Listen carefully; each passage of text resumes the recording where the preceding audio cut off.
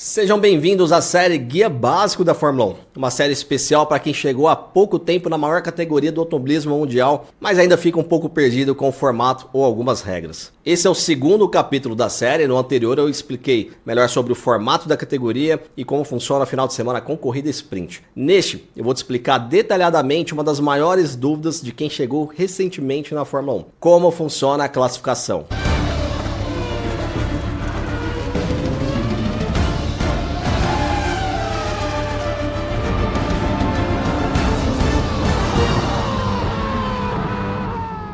Capítulo 2, a classificação. O treino classificatório de Fórmula 1 é o que define a posição de largada de cada carro na corrida. E ele é dividido em 3 sessões. Na primeira parte, que é o Q1, todos os 20 pilotos vão para a pista com o pneu que desejar e eles têm 18 minutos para fazerem quantas voltas quiserem ou conseguirem e marcar os seus melhores tempos. Ao final do Q1, os 15 melhores passam para a próxima fase, que é o Q2. Então, os 5 piores tempos, do 16º até o 20º colocado, vão largar nas posições em que eles ficaram. Já no Q2, os 15 classificados voltam para a pista por mais 15 minutos e eliminam mais 5 pilotos. Passam apenas os 10 melhores para a última fase, que é o Q3. No Q3, eles terão 12 minutos para definir a ordem que irão largar. O primeiro colocado do Q3 vai largar na pole position, ou seja, na primeira posição. Esse termo pole position, quando traduzimos, significa posição do poste. Isso vem desde a época das corridas dos cavalos, quando a posição de maior vantagem era a posição mais interna das raias e a posição que corria ao lado do poste. Durante a classificação,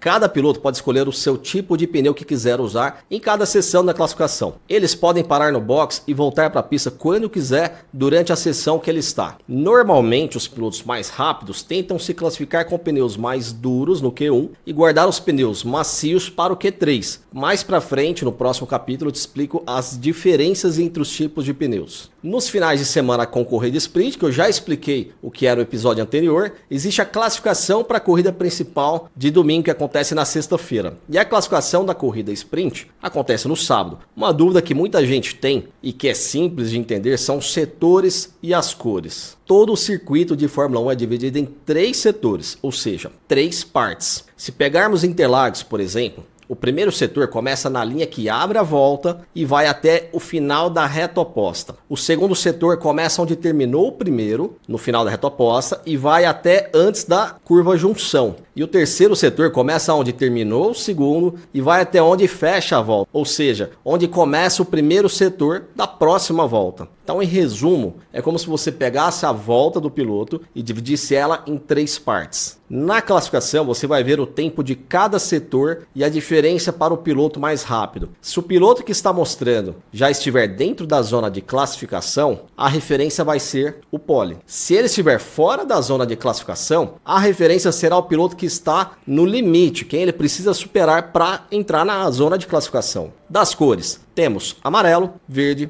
e roxo. Quando o tempo mostra amarelo, significa que aquele setor foi o pior que aquele mesmo piloto já fez. Em algum momento, dentro dessa sessão que ele está, ele já fez esse setor com algum tempo melhor do que ele acabou de fazer. Quando o tempo mostra verde, significa que aquele foi o melhor tempo desse piloto nessa sessão em que ele está. E quando é roxo, o piloto fez o melhor tempo entre todos os pilotos dentro daquela sessão. Sempre que uma sessão inicia, todas as referências de setores eram. Portanto, o primeiro piloto que cronometrar um tempo de volta terá os 3 setores roxos, porque não existia tempo marcado naquela sessão. Lembrando que uma sessão é toda vez que abre um tempo para os carros irem para a pista. Por exemplo, o Q1 é uma sessão, o Q2 é outra sessão, o Q3 é outra sessão.